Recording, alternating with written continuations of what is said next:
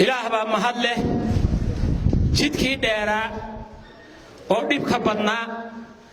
oo aan soo maray oo aan saaka guriceel ka soo baxnay higsiga iyaguna ahaa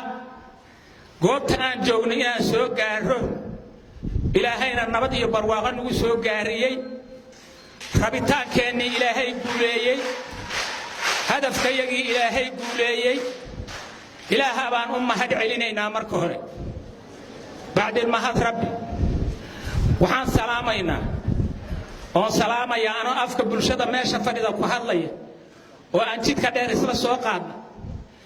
waxaan salaamaynaa madaxweynaha Dr. Sheikh Mohamed Ali Hassan hogaamiyaha guud oo Ahlus Sunnah wal Jamaaca Macallin Maxamuud Sheikh Hassan mudanayaan madaxdayadii culummadayadii ku soo dhawaada dadkii guriceel iyo matabaan iyo ceel dheere iyo intii ka dhaxayda dadkii deganaa oo inta soo lugeynay oo rabitaankooda ku yimid oo cidana soo qasbin oo cidana lacag siin oo cidana baabuur soo saarin ee lugtooda ilaahay makaniyay ku yimid salaantooda ku soo dhawaada salaanta islaamka midda ugu qiimaha badan السلام عليكم ورحمة الله وبركاته بعد السلام وعن ربا كوي يترنفع أن أقاس وأهين أمد الصومالي نميلي جوك تبا دقم بيلاده ويقدر إذا أمد الصومالي أقاس سي أقاس أمد الصومالي ميلك هجوكت جبوتي هجوكت شونك شانت هجوكت NFD هجوكت صومالي وين دتك الذي ترى هجوكت وحا قدر إيه قائمه وقاس كلية حدوده والصغير أو كبيرا حرمة إساسة هاي ضد وحيين أنا قرني أو موقع يمقع صومالي وقاك لكن أنا دقى صومالي أدورا أو عدي سو تشكيلي سي أنا الله صوب الله تعالى قرني أيام أنت ساكي إلا بس ساعة أيام مقالة قرعال كسوب بحكنا أنا وأصو صعنا مقالة مدح ضيدي ومدنا دي شعب كاهيد ضد بكانا أنا لسعودي ilma yar baa nala socday oo bukaan oo dhabarka lagu sido odayaal baa nala socday hooyooyin baa nala socday shacabka qaybihiisa kala duwan oo qof badan oo u socdo qaarna oo u socday inuu meeshan hoolkan intii soo gaaro oo madaxdooda iyo culmadooda qaybaha badan oo ahlu sharafka ay soo gaaraan ayaa baabuurtii iskugu nimid beelka ahayd oo caadiga ahayd oo magaalada soo aadi jirtay ayadoo qof walbaaba ujeeddo gaar ah oo watay oo baabuurka u soo saaray dadkii ujeeddada gaarka kala lahaa waxaa mideeyay oo wadada soo qabsiiyay oo inay soo lugeeyaan 65 kiiloomitir gurceel inuu Soomaaliya isu jiraan 6 saac 2 saac ka soo baxnay xagga oo lugtayada Soomaaliya 6 saac iyo wax la jiraan nimid 6 saac iyo 20 daqiiqo soo galay halkan baabuur ciidu namasiin ciidu biyo namasiin ciidu baad namasiin nimankii madaxda sheeganaya dawladda horaya gadaal u wareegaya waxaan damacnay dadkii waayeelada ahaa dadkii xanuunsanaa dadkii ciyaalka waday ayaa waxaan damacnay baabuur Soomaaliyeed oo safara oo jidka maraysay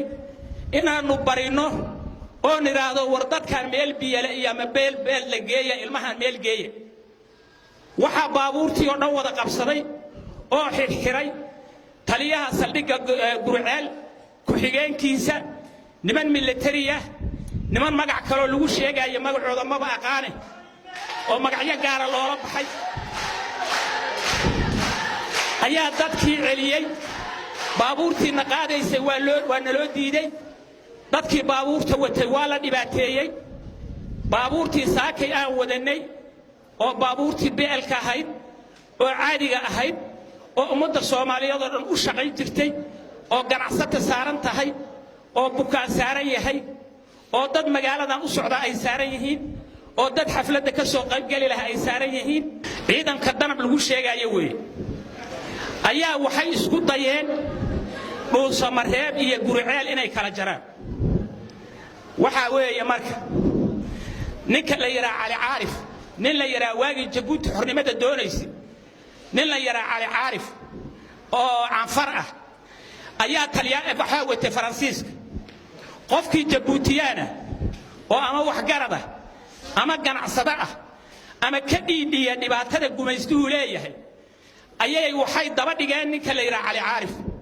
waxay yiraahdeen adaan waxaan ka dhigaynaa madaxweyne ku meel gaara waxaad noo soo ilaalaysaa dadkaas meeshay ama xafiisyada ku leeyihiin ama guryaha ku leeyihiin ama ganacsiga ku leeyihiin hobal markii habeenkii loo soo dhacaya waa la qaadaya qaar waa la dilaya badda lagu tuuraya qaarna waxa la geynaya faransiis meel dool iyo masas ku xiran yihiin lagu xiraa ama ha cuneeno ha ku dhinto ama ha ku noolaado hobaladii waa bari oo Soomaaliya oo Jabuuti Soomaaliya xornimada inay gaarto ay halka ugu jirtay ayaa hees qaaday anigu hees qabad ma ahi qabadna ma ahi hayla yaabinina waxay yiraahdeen oo maadigiyo kii cunay dhashiiso ciidu waa xoroobiye hagaad cagaha dhigayo cisho qora ku noolaan hadalka waxaan ula jeedaa ama ugaas ha sheegteen ama nabadoon ha sheegteen ama sargaal ha sheegteen ama xildhibaan ha sheegteen ama siyaasi ha sheegteen ama askari dabla ha sheegteen beesha maxamed madarkicis oo cayr dadku u yaqaan dadkii u dhashay ee ficilkaas ka dhaadhiciyay farmaajo iyo xasan cali qayre inay inta qoorqoor cayr dhexgeeyaan oo sanka ka tolaan oo madaxweyne uga dhigaan ay aqbalaan waxa ka shaqeeya cayra ka shaqeeya cayr baa ka shaqeeya dad Soomaaliyeed oo kala loo saarin maayo sababta maxaa u daliila waxa u daliila 12 beelood uu Soomaaliyeed bay yimaadeen oo caasimadoodii galmudug wax la yiraahdo hore waa u shaqay jirto maamul galmudug waa jiray ehlu sunno iyo galmudug heshiiyay oo cadaado iyo ehlu sunno uu Soomaaliyeed dawlad ku dhisatay Jabuuti ku soo heshiiyay wanaaga la helay nabada la helay horumar baa la helay tasuur baa la qoray waqti baa loo taariikhiyay waxa la yiri waqtigu waxba kama jiraan laba nin oo xasan cali qayre iyo ay soo kala dirsadeen farmaajo mid maanta taagan nimankii abuuray way waa madaxweyne ku xigeenkii iyo gudoomiyihii baarlamaanka waa arabay iyo gacal sideedana waxa la yiri Soomaali waxay tiraahdaa hal xaraan oo nirig xalaal ma dhasho waxaan marka idin sheegaya waxaan taariikhda la maqal oo la arag ayay horta maanta sameeyeen laakiin anagu waxaan u haysanaa ninka la yiraahdo wasiirka gaashaandhigu waa farmaajo wasiirka gaashaandhigi amarka bixinaya waa farmaajo madaxweynuhuna waa farmaajo saakay baabuurtii teknikada ahayd oo gabadhu dahooda u galeen oo riyahooda u galeen oo in lagu ilaaliyo oo amnigooda lagu ilaaliyo oo nabadgelyadooda lagu ilaaliyo oo horumarkooda lagu ilaaliyo amaanta ayagoo isbitaaladii magaalada madaxda Dhuusamareeb u socdaan lagu horgooyay markii aan la hadalay oo nir war maxaan dhibnay yaan dhib ku haynaa huma wadano shacabana magaala ma joogno dhulka dhiisolaha abaarta joogna war maxaad nagu haysataan oo jidka nooga goynaysaan waxay yiraahdeen annaga amara korna la ka siiyay wax awoodo leenahana lama